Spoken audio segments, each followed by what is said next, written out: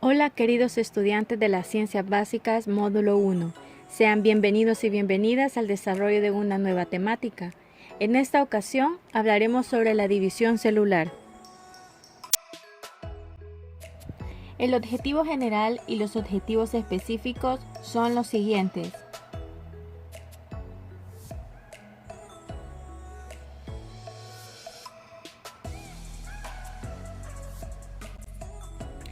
Casi todas las células del cuerpo humano experimentan el proceso de división celular, mediante el cual se reproducen a sí mismas. Los dos tipos de división celular, somática y reproductiva, cumplen diferentes funciones en el organismo. Una célula somática es cualquier célula del cuerpo, salvo las células germinales, es decir, los espermatozoides y ovocitos. Las células somáticas son diploides. Esto quiere decir que contienen dos juegos de cromosomas, uno heredado de cada padre. El ciclo celular es una secuencia ordenada de eventos mediante los cuales las células somáticas duplican su contenido y se dividen en dos. Se hereda un miembro de cada par de cromosomas de cada progenitor. Los dos cromosomas que forman el par se denominan cromosomas homólogos y contienen genes similares dispuestos en el mismo orden. La excepción a esta regla es el par de cromosomas sexuales, designados como X y Y. En las mujeres, el par homólogo de cromosomas sexuales consta de dos cromosomas X grandes, mientras que en los hombres el par está formado por un cromosoma X y un cromosoma Y mucho más pequeño. Como las células somáticas contienen dos juegos de cromosomas, se denominan células diploides y se les simboliza como 2N. Cuando una célula se reproduce, se duplican todos sus cromosomas para que los genes pasen a la próxima generación de células.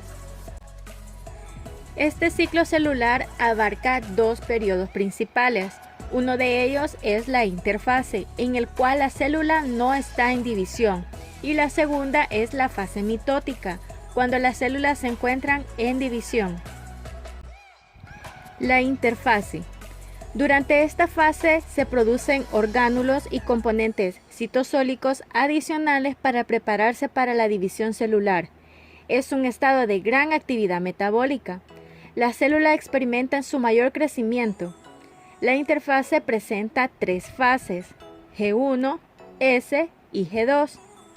La S se refiere a la síntesis de ADN, y como las G son periodos en los que no existe actividad relacionada con la duplicación de ADN, se consideran brechas o interrupciones en la duplicación de este. La fase G1 es el intervalo entre la fase mitótica y la fase S. Durante G1, la célula desarrolla su actividad metabólica, replica la mayor parte de sus orgánulos y componentes citosólicos, pero no su ADN. La replicación de los centrosomas también comienza en esta fase. En una célula en la que cada ciclo dura 24 horas, la fase G1 dura entre 8 y 10 horas. Sin embargo, la duración de esta fase es bastante variable. Se afirma que las células que permanecen en G1 durante mucho tiempo y tal vez nunca se vuelvan a dividir están en un estado G0, y la mayoría de las células nerviosas se encuentran en fase G0. Sin embargo, una vez que una célula ingresa en la fase S, está destinada a dividirse.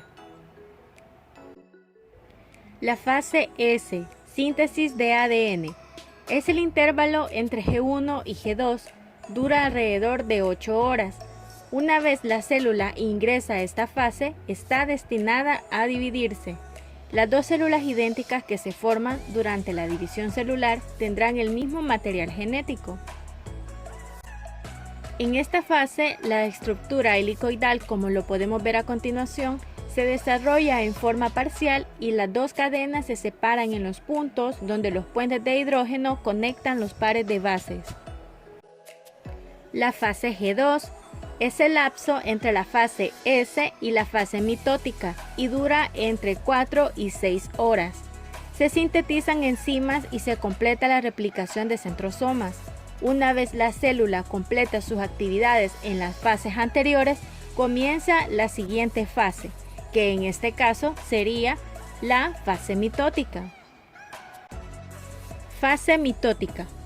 Consta de la división nuclear mitosis y la división citoplasmática citocinesis y da origen a dos células idénticas. Es la distribución de dos juegos de cromosomas en dos núcleos separados y también podríamos decir que es la repartición exacta de la información genética. Para facilitar su estudio, los biólogos distinguen 4 etapas: profase, metafase, anafase y telofase.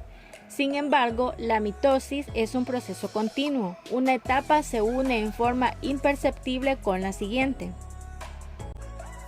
Hablemos de la primera fase de la mitosis, profase.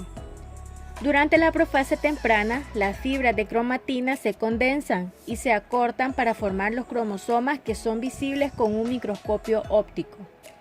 Como la replicación del ADN tuvo lugar durante la fase S de la interfase, cada cromosoma en profase está formado por un par de cadenas idénticas denominadas cromátides. El centrómero es una región comprimida de cromatina que mantiene unidas a las dos cromátides. En el exterior de cada centrómero se encuentra un complejo proteico llamado cinetecoro, que podemos observar en este ejemplo de cromosoma. Más adelante en la profase, las tubulinas del material pericentriolar de los centrosomas comienzan a formar el huso mitótico, que es una estructura en forma de balón de fútbol americano formada por microtúbulos que se adhieren al cinetecoro. El huso mitótico es el responsable de la separación de las cromátides hacia los polos opuestos de la célula. Luego, el nucleolo desaparece y la envoltura nuclear se disgrega. La metafase. Durante esta fase, los microtúbulos del huso mitótico, del cual estuvimos hablando anteriormente, alinean los centrómeros de los pares de cromátides en el centro exacto del huso mitótico. Esta región se denomina placa de metafase. Durante la tercera fase, la anafase, los centrómeros se dividen y separan a los dos miembros de cada par de cromátides que se dirigen hacia los polos opuestos de la célula. Una vez separadas, las cromátides reciben el nombre de cromosomas, y a medida que los cromosomas son movilizados por los microtúbulos durante la anafase, adoptan una forma de V, ya que los centrómeros se ubican delante de los centrosomas y los arrastran hacia el polo celular. La telofase comienza una vez concluido el movimiento de los cromosomas. Los juegos idénticos de cromosomas, ahora situados en los polos opuestos de la célula, se desenrollan y vuelven a adoptar la disposición de cromatina laxa. Alrededor de cada masa de cromatina se forma una envoltura nuclear. Los nucleolos reaparecen en cada núcleo idéntico y el huso mitótico se desintegra. Una vez terminado el proceso de la mitosis, se continúa con el proceso de la división citoplasmática o llamada también citocinesis. La división del citoplasma celular y sus orgánulos en dos células idénticas se denomina citocinesis. Este proceso suele comenzar en la anafase tardía con la formación de un surco de segmentación que es una pequeña hendidura en la membrana plasmática y se completa después de la telofase. Los microfilamentos de actina que están ubicados justo en el interior de la membrana plasmática forman un anillo contráctil que invagina la membrana en forma progresiva. El anillo estrecha en el centro de la célula como cuando se ajusta un cinturón alrededor de la cintura y en última instancia pues divide en dos. Podríamos resumir que la secuencia de eventos se da de la manera siguiente: fase G1, fase S, la fase G2, la mitosis y por último la citocinesis. Como último punto también vamos a hablar sobre el control del destino celular. ¿Qué pasa con esas células una vez hayan sido formadas? Pues las células tienen tres posibles destinos. Número 1, permanecer viva y cumplir sus funciones sin dividirse. Número 2, crecer y dividirse. Y número 3, morir. Las señales que le indican a una célula cuándo debe permanecer en fase G0, cuándo debe de dividirse y cuándo debe morir han sido objeto de investigaciones extensas y fructíferas en los últimos años. Dentro de la célula hay enzimas proteicinasas dependientes de las ciclinas CDK que pueden transferir un grupo fosfato del ATP a una proteína para poderla activar. Otras enzimas pueden eliminar el grupo fosfato de esta misma proteína para poderla desactivar. La activación y la desactivación de la CDK en el momento apropiado son cruciales para la iniciación y la regulación de la replicación del ADN, la mitosis y la citocinesis. La activación y la inactivación de la CDK están a cargo de las proteínas celulares denominadas ciclinas.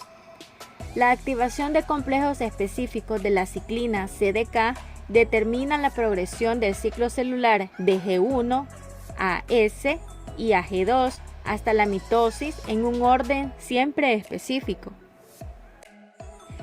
Si cualquier paso de esta secuencia se retrasa, todos los pasos posteriores también se demoran para mantener la secuencia normal. Los niveles de ciclinas en las células revisten gran importancia para determinar la coordinación y la secuencia de los eventos durante la división celular. La destrucción de estas ciclinas y de otras presentes en las células están a cargo de los llamados proteosomas. Además, la muerte celular también está regulada. A lo largo de la vida de un organismo, ciertas células sufren apoptosis, que es una muerte celular ordenada y programada en forma genética. Durante la apoptosis, un agente desencadenante que proviene del exterior o el interior de la célula activa genes relacionados con el suicidio celular, responsables de la síntesis de enzimas que dañan a las células de varias formas, como alterando su citoesqueleto y el núcleo. El resultado es que la célula se contrae y se aleja de las células vecinas. A pesar de que la membrana plasmática permanece indemne, el ADN dentro del núcleo se fragmenta y el citoplasma se contrae. Luego, los fagocitos cercanos de las células en apoptosis la ingieren. Este proceso de apoptosis elimina células innecesarias durante el desarrollo fetal, como la membrana interdigital. Este proceso continúa después del nacimiento para poder regular el número de células en los tejidos y destruir también las células potencialmente nocivas como son las neoplásicas. La apoptosis es un tipo normal de muerte celular.